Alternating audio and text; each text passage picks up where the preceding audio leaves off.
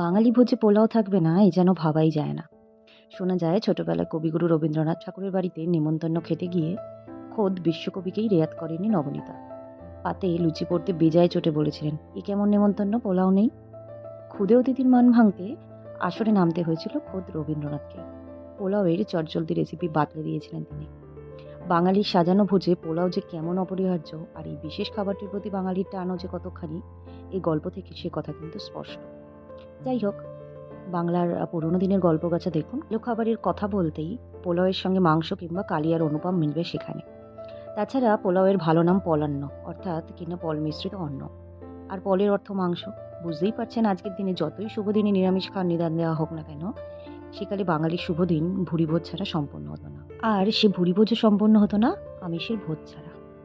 পূর্ববঙ্গ গীতিকায় দেখা যায় সহচরদের আপ্যায়নের জন্য পোলাও কোরমা তৈরি করেছেন এক জমিদার। কিন্তু কথা হলো, পোলাও যতই বাঙালির প্রিয় খাবার হোক না কেন, এই খাবার কি বাংলার? এমনকি এই খাবারের জন্ম কি ভারতেও হয়েছিল? এই প্রশ্নের উত্তর নিয়ে কিন্তু নানা মনের নানা মত আছে। তবে স্বাভাবিক একটি ধারণা থেকে বলাই যায় যে পলান্ন শব্দটি যেহেতু সংস্কৃত, তাই এর জন্ম ভারতেই।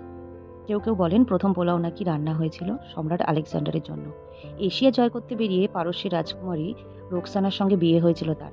আর নতুন জামাইকে আদর যত্ন করতে যেসব সুখাদ্য রান্না করা হয়েছিল তার মধ্যেই ছিল পোলাও।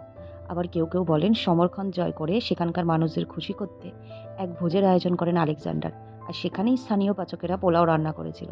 এমনকি পোলান্ন নয়, পোলাও বা পুলাভ শব্দটি প্রথম ব্যবহার করেছিলেন পারস্য বা আরবের মানুষ।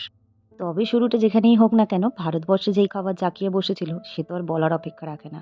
বিশেষ করে নবাবী আমলে নানা রঙে ঢঙে পোলাওকে অন্নমাত্রা দেন উস্তাদ পাচকেরা। তার মধ্যে দুটো পোলাওয়ের কথা না বললেই নয়। নবরত্ন পাথরের মতো 9 রঙের চাল মিশিয়ে তৈরি করা হতো নবরত্ন পোলাও।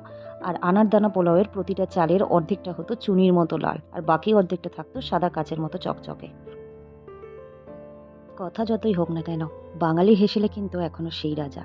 উৎসব অনুষ্ঠানে পরমান্ন পোলাও কিংবা ভাতের জায়গা আজও কেউ দখল করতে পারেনি। বিশেষত গোবিন্দভোগ চালের পোলাও। খাঁটি ঘি না জুটলেও সামান্য নুন লঙ্কা সহযোগে এক থালা সিদ্ধ গোবিন্দভোগ চাল চোখের পলকে সাবার করে দিতে পারে বাঙালি জাতি।